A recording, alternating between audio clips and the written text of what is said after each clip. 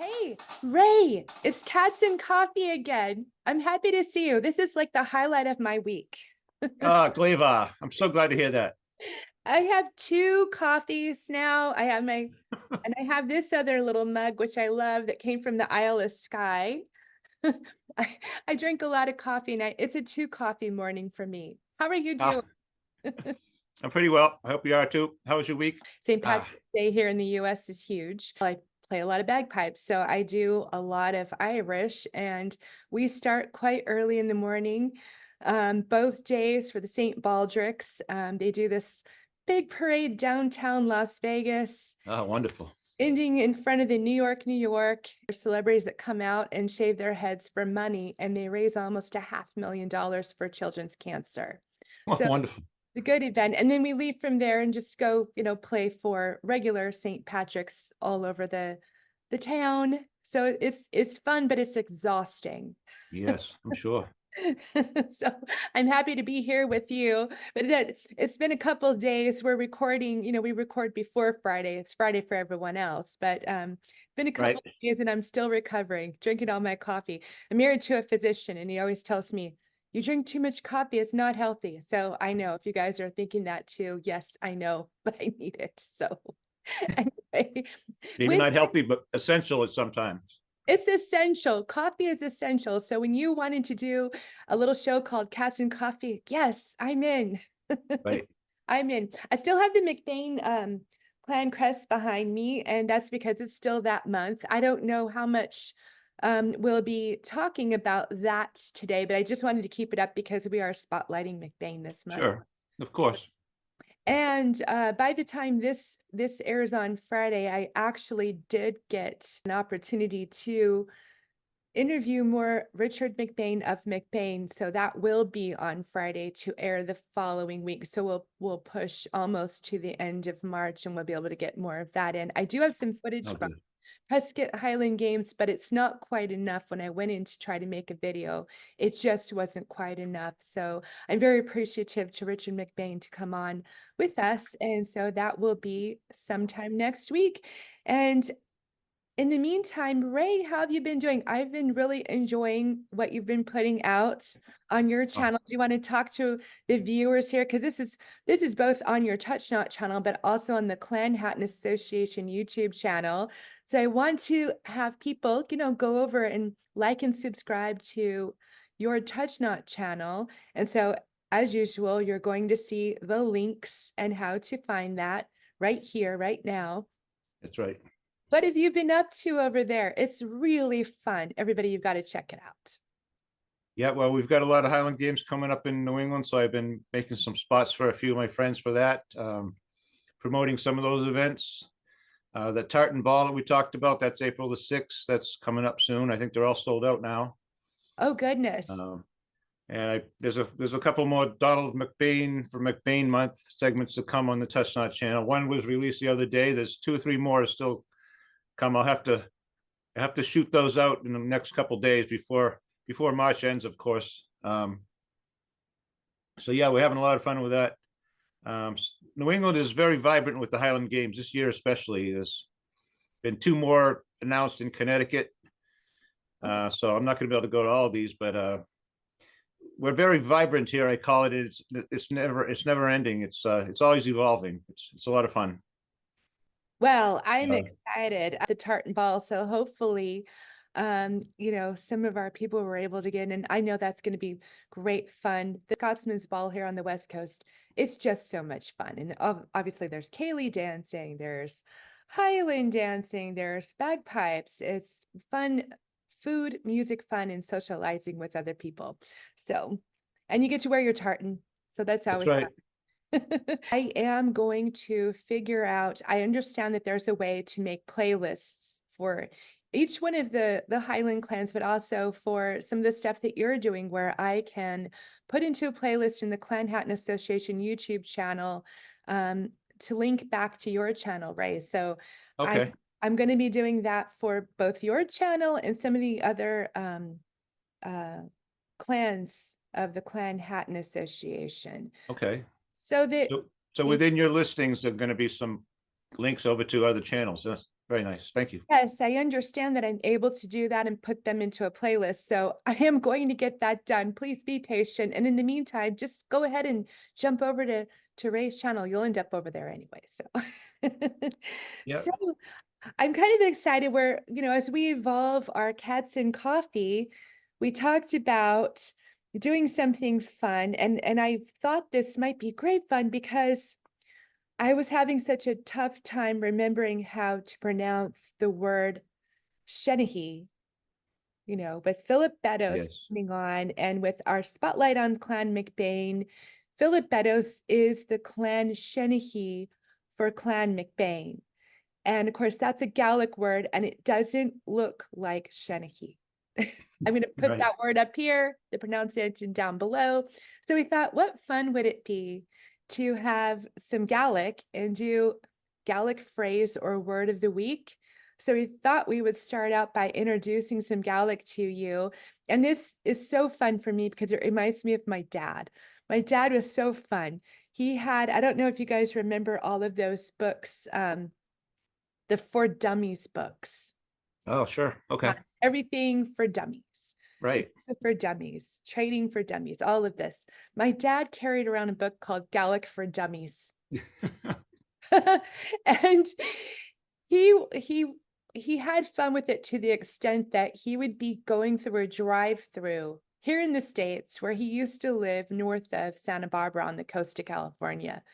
And he'd be going to order fast food through a drive-through, and he'd pull out his Gaelic for Dummies and he'd try to order in Gaelic. Oh my gosh. My mom was always like, oh my gosh, she was so embarrassed. Or in a restaurant, he carried this thing in the car with him everywhere he went, and he tried to Oh, speak Gaelic to people.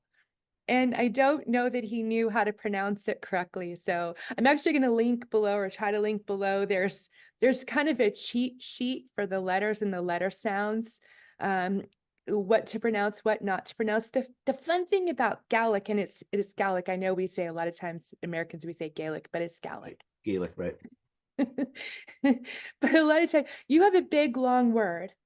For instance, there's a type of piping that we do called pibroch.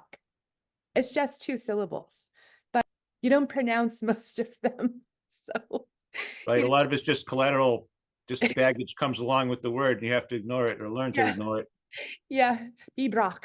And then, so if you see a CH or something, DH, CDH, oftentimes you have to go make a sound really deep in your throat. So you're like, okay, there's sounds we don't make in English, we speak mostly with the front of our mouths. Gaelic, that's one of these languages where you use your whole mouth into your throat area to make some of these sounds as well, which I can't seem to get right.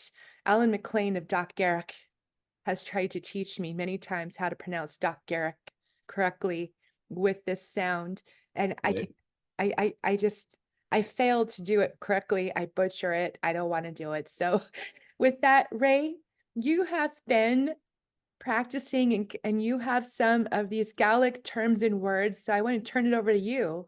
And just know, everyone, we're going to post that here so you can try to pronounce along with us. I think a lot of, especially Americans, we want to pronounce everything we see on a paper. We want to use it all, but a lot of it is just not said out loud, right? A lot of those letters are just not used, but they're in that word and we really want to use them. But that's hard. That's the hardest part about this, I think.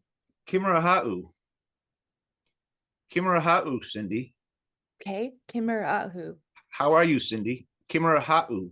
Kimara'ahu, how are you, Ray? Well, that's Gleva. That's very good to hear. That's Gleva. Very good. Oh, Kimaraahu. Kimaraahu. How are you? Gleva. Very good. It's Kimara. Gleva to have everyone watching us on Cats and Coffee right now. Yes. Yes, try to pronounce this. Try to pronounce it to your friends and family just for fun later on. Kimarahau. Kimarahahu. And someone who knows better than I is laughing right now, I'm sure. And that's part of this part of this show. That's why we do this. We're having fun doing this. People that don't know how to say it, maybe they learned a little bit, and people that know more than me, they're wanting to call me up right now, I'm sure, but that's okay. Hey, put some comments down below just because it's fun. Please But do. be nice. You know, we're just Ray and I are doing our best job. If you're laughing out loud, that's fine. Or if you have other Gaelic words and terms and how to pronounce them correctly, put them down below. That would be great fun. We could have Right. fun next week. That would be really fun. Tapidlet. Tapidlet. That's thank you. Tapidlet. Tapilet. Tapidlet. Thank you. Thank you, Cindy, for that explanation. My grandson Patrick often says something to me when I walk into their house. He says, Hagol Akam Ort, Grampy. Grampy is actually not a Gaelic name. That is my nickname for him. Hagol Agam Ort. I love you. Hagol Akam Ort. Hagol Agam Ort. I love you. People know the Falcha. Welcome is Falcha. We want to tell everyone Falcha to Cats and Coffee this week. And it's so glad to have you all here with us watching Cats and Coffee. Falcha, everyone. Falcha. We'll start the next video with Falcha for next week. And maybe we can build and expand on this, right? That'd be really fun. Yes, Falcha, Kimura Hahu. We hope you're all glava today. I'm not going to try to repeat that. I don't have a cheat sheet. Please don't ask me to either then. No, you're doing a great job. That's wonderful. I love it. I also thought it might be fun at some point in the future. I had from the University of Highlands and Islands out on the Isle of Skye, they have a Gaelic course just to give us an overview of Gaelic and some history about Gaelic. I think that was Excellent. really fun, and how Scottish Gaelic differs from Irish Gaelic in some ways. Yes. A little bit different Right. dialect. You know, just like you travel around the United States and you find a little bit different accents and dialects throughout the United States, the South, from the West, from the East, from Right. Boston, where you are, and up north towards Canada. It'll be fun to Right. explore this a little bit more and make it an ongoing Cats and Coffee topic. Right. So there's regional variations, just like anywhere would be. Sure. And you just talked briefly about your upcoming events. I know, just to let everyone know again, we have the Las Vegas Highland Games coming up April 13th and 14th here in Las Vegas at Craig Ranch Park. It's going to be great fun, and Vegas is a fun place. You might as well come go to the games and maybe check out some of the other shows on the strip. We will be filming some of the games. Right now, as it stands, I think I'm also competing, and my sister's coming, my sister Marie, who some of you know, who helps with the clan tent when I'm competing with my pipes. So my Oh, sister, good. my sister's my savior, and she's a lot of fun as well. So we'll be seeing more of my sis there. And then we thought we would just, for fun today, talk a little bit about some of the feudal history and exploits of the Clan McIntosh, Clan Hatton. Basically, it's Clan Hatton. I have some fun little excerpts I've taken from the Kinrara. So again, everybody, big disclaimer, whenever we know of the discrepancies or we find out about them, we try to make those assertions. We try to go ahead and let you know what those are. Because it's sometimes hard to check. There's some of the transcripts from the Kinrara have been lost to us. I can't remember if they were lost in a fire or what happened, but they were lost, and so they can't be wholly checked. But a lot of the information of the Kinrara does check out. So with that, I just sent this to you this morning, Ray, so I don't know if you want to read some of it. So I just want to start kind of at the beginning. I thought it's interesting to talk a little bit about the feuds because there's so much information about the feuds and the battles. There were battles that went on, there were fights that went on, primarily between the Commons and also the Camerons. Just chime in. I thought it'd be fun just to start this and we can continue it later because there's a lot, but it includes, the feuds include the other Clan Hatton clans, not just Clan McIntosh. So I like it because they're interesting, they're fascinating. but they include a lot of the other Clan Hatton clans over Right. time. So this begins with the sixth chief, Angus McIntosh, raised in the court of his uncle, Alexander Og MacDonald, chief of the Clan Donald and Lord of the Isle. Ah, In 1291, he married Ava, daughter of Dougal Dall, chief of the Clan Hatton, and with Ava, he brought the first MacBain.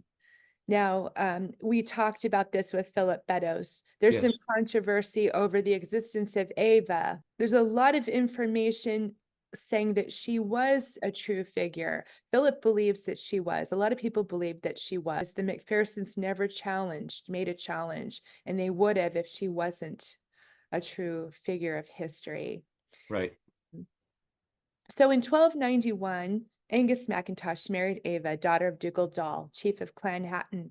With this marriage came the lands of Glenoy, Loch Arkaig, and Tor Castle, which had been the home to Lord Banquo.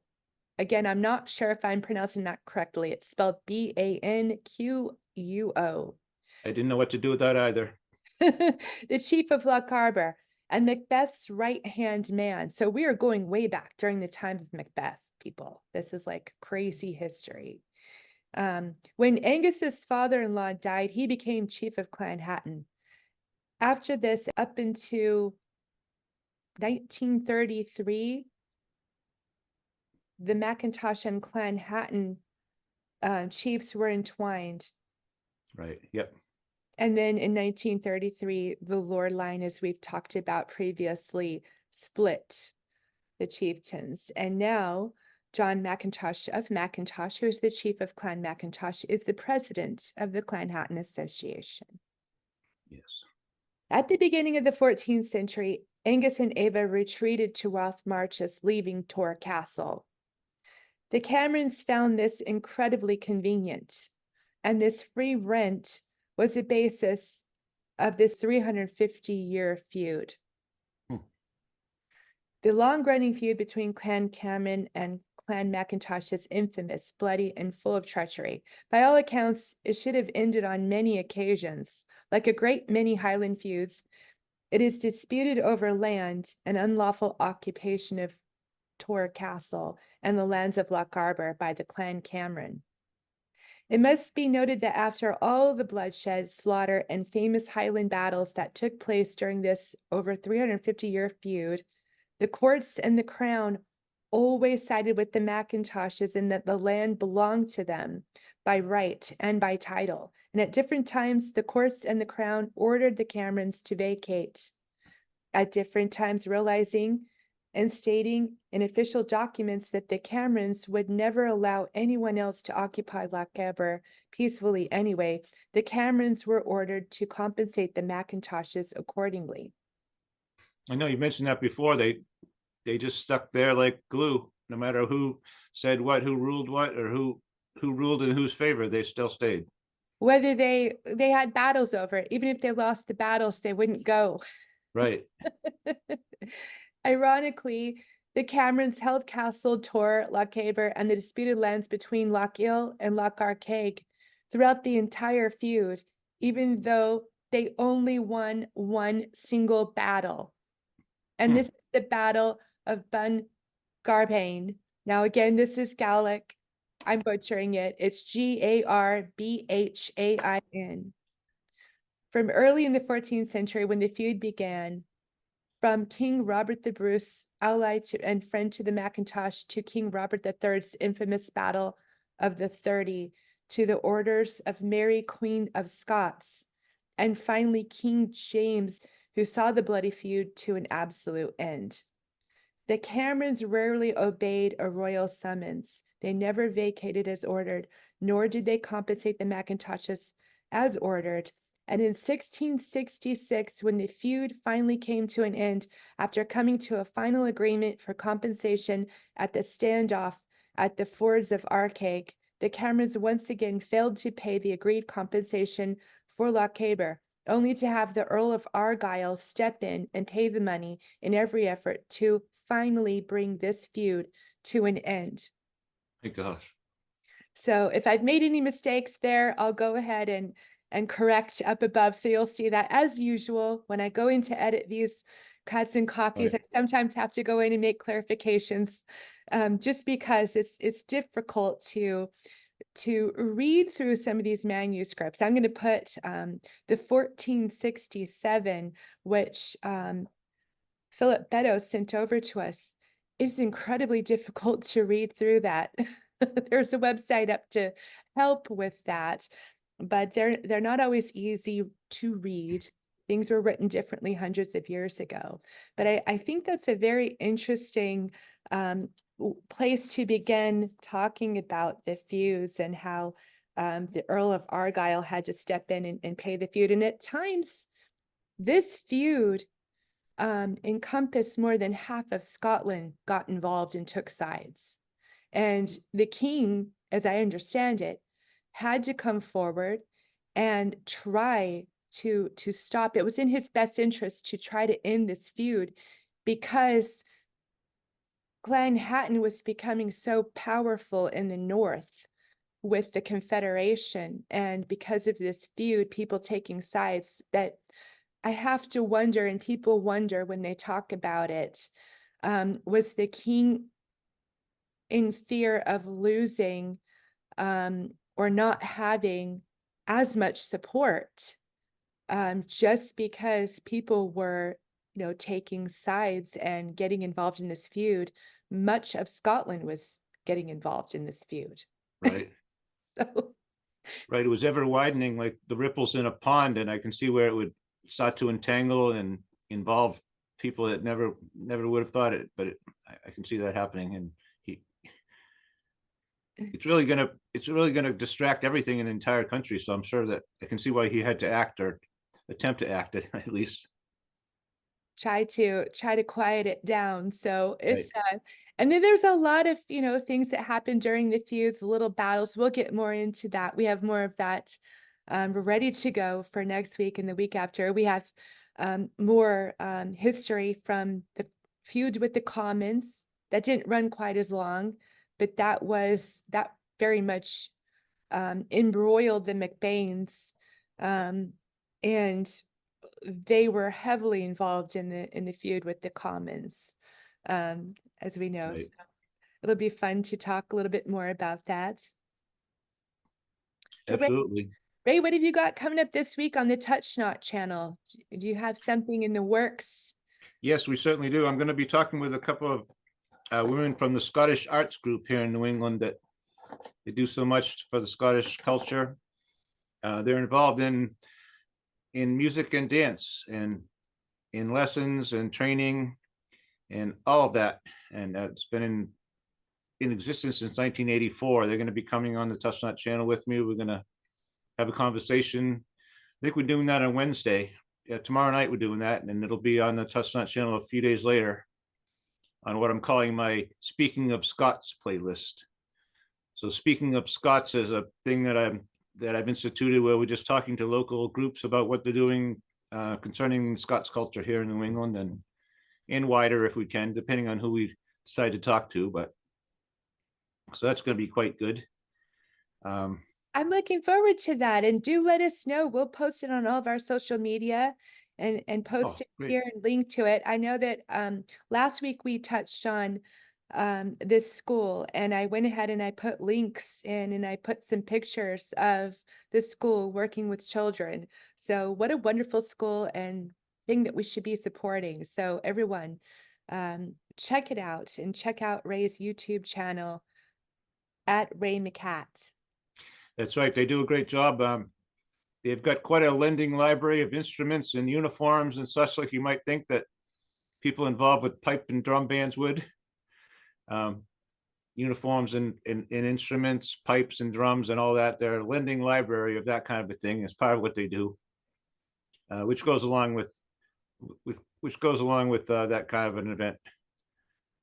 Well, that's Yeah. wonderful that they do that, because I know, being a bagpiper myself, it's tough, especially for young people. The instruments are expensive. Like, I also play violin and piano, and I don't have to get dressed up to play those instruments. When you're playing the bagpipes or drums in a bagpipe band, Right.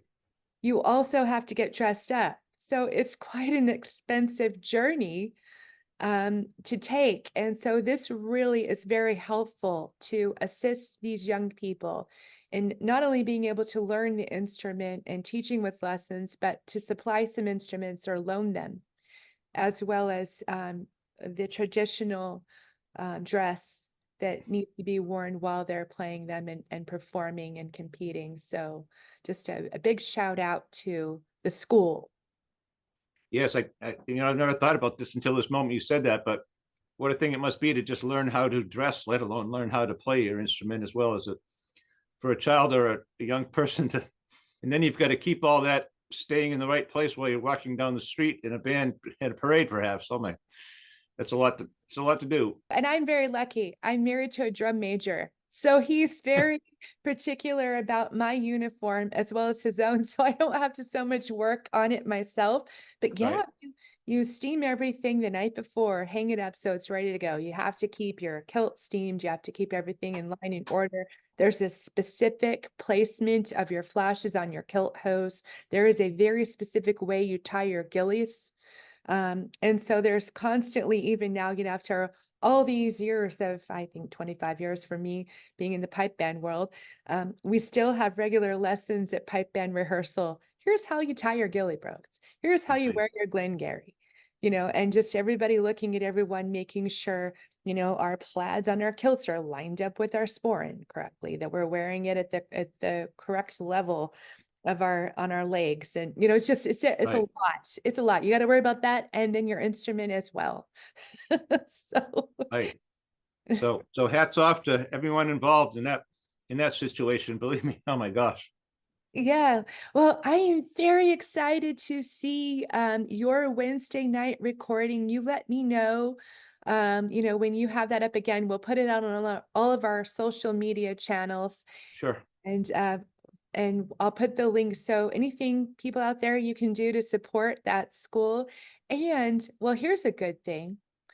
If you've got extra kilts that you're not using, hose, um, gillies, if you've got anything extra in your closet that is just sitting there, not being used, that you don't wear, you don't use, doesn't fit, maybe you had kids growing up that had to wear these things that they're no longer, that size. If you'd be willing to part with that and send it to the school, and we can put an address right so people can send that over as a donation. What a wonderful gift to help a young musician. Right. Yeah, I'm sure there's a lot of people out there that do have things like that. I never thought about that before, but I have quite a few things in my closet I will send. So I know a lot of that might be handed down between from generation to generation. Although I'm sure musical talent is not always handed down through generations, but as tartans usually are. But talent may not be. oh my goodness, Perhaps you know that better than I. I'm the only one in my family that plays bagpipes, and my children don't. I have a son who's a drummer, an excellent drummer. Just a quick story, and then we could probably let people go. So my granddaughter's 3, and I have another one who's 1. They're so cute. They're Huh. adorable. And my 3-year-old granddaughter is very smart. She started reading by the time she was 3, and nobody really taught her. She was watching these little reading shows, and she learned to read. She's reading. She's very smart, and she is starting to play drums.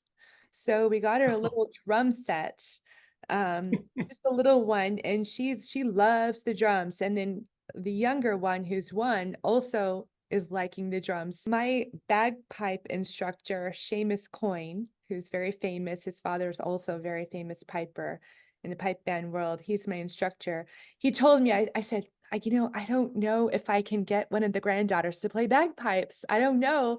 Now's the time to get them on the chanter. I'm pulling out my chanter. I'm playing the bagpipes. They're looking, but they Yeah. kind of hide and peek behind and look because it's loud. Yeah.